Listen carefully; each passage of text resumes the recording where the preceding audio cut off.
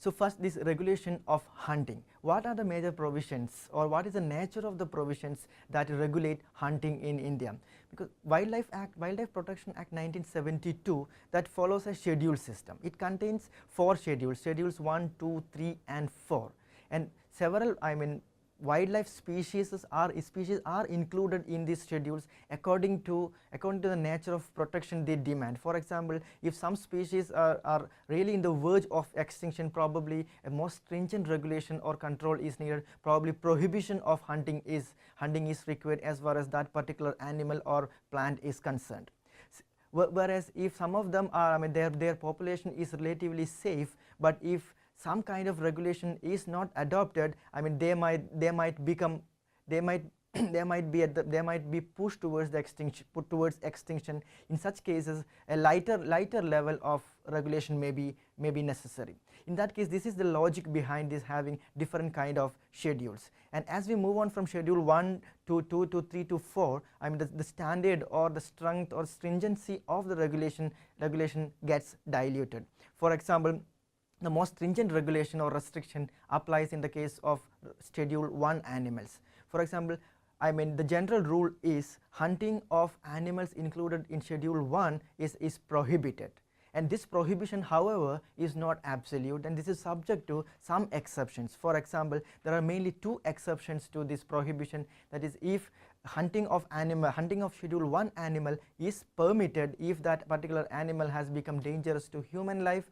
2, if that particular animal is so disabled or diseased as to be beyond recovery. That, as we can see, there are two critical conditions upon which hunting of schedule 1 animal is permitted, and one is if particular animal is dangerous to human life, and 2, the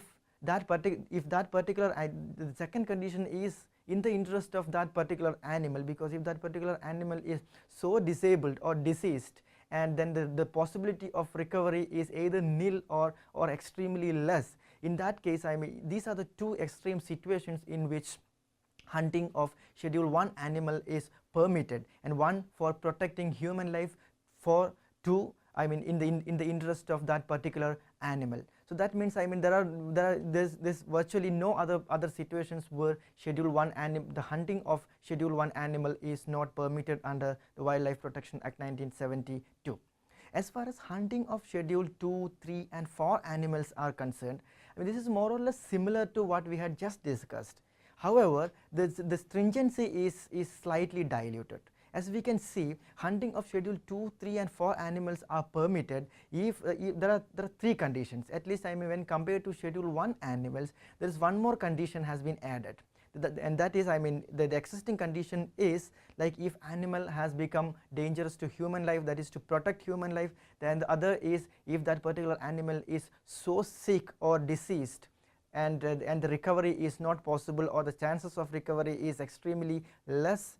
The third condition is this is the critical, the dilution part when we compare it to the schedule 1 animals. That is, a hunting of animal listed in schedule 2, 3 and 4 can also be permitted to protect property.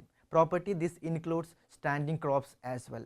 So that means the relaxation, as you can see, is that it is not just for human life, but it's also hunting of schedule 2, 3 and 4 animal is also permitted for protection of property, that includes crops. And this is in the context where animals, wild animals sometimes pose threat to agriculture or standing crops. So if it is schedule 2 or 3 or 4 animals, and the hunting can be permitted as far as those animals are concerned, if such animals pose threat to standing crops.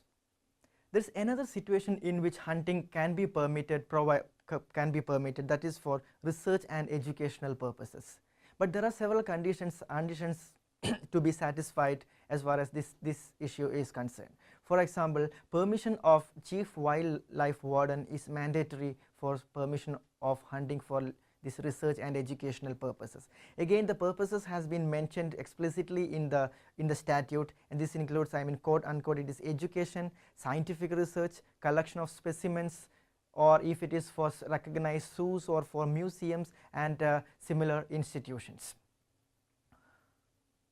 And there is a third major condition situation upon which this hunting of animals for research and educational purposes is allowed is if it is for preparation of snake venom for manufacturing of life-saving drugs. So what we can see is, I mean, hunting can be permitted. There are two conditions. It can be permitted only by the chief wildlife warden, and this can be permitted only for certain purposes like scientific research and education, or for preparation of certain medicines like venoms.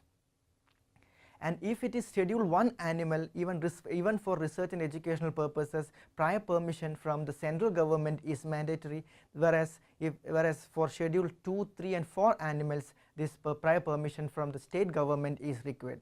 I mean, this shows a kind of stringency as far as Schedule 1 animal when compared to Schedule 2 and 3 and 4 are concerned. For example, as far as Schedule 1 animals are concerned, this the power has been vested with the central government, but whereas for other schedules or animals in the other schedules are concerned, prior permission, I mean the power to give prior permission has been vested with the state government.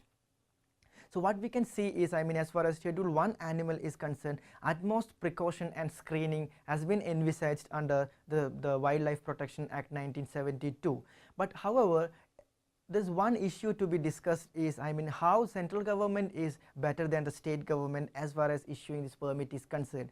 Apparently, the Wildlife Protection Act 1972 seems to be following a presumption that, I mean, central government is perhaps the best protector of the interest of wildlife when compared to state government, but there is no empirical evidence to substantiate this.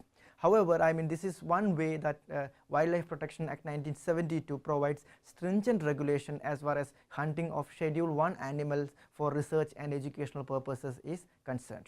And as I had already mentioned that, I mean, Wildlife Protection Act 1972, even though originally it was meant only for animals, I mean, later on through an amendment, plants were also included. But as far as these plants are concerned, this also follows a kind of schedule approach as followed in the case of wild animals. For example, all regulations envisaged under the Wildlife Protection Act 1972 is applicable only to specified plants.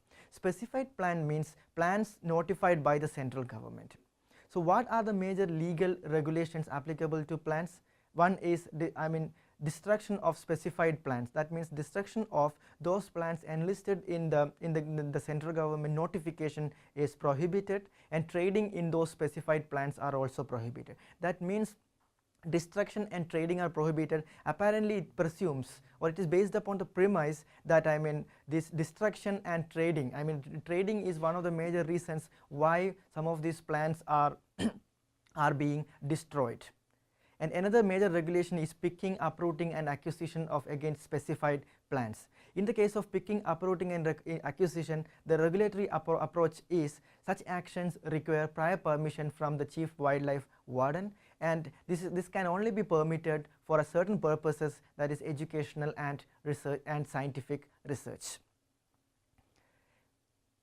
Another major substantive part is habitat protection.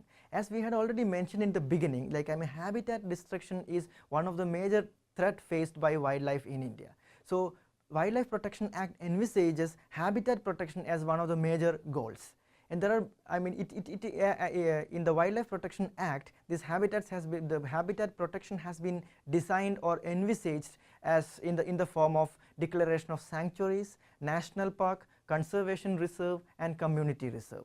That means there are four kinds of protected areas envisaged under the Wildlife Protection Act 1972. So the critical questions in this context is how these protected areas are determined, who makes the decision, and what are the legal implications whenever there is a decision to declare protected areas, whether it is a sanctuary, national park, conservation reserve or community reserve. So we will discuss these protected areas one by one. First, national parks and sanctuaries.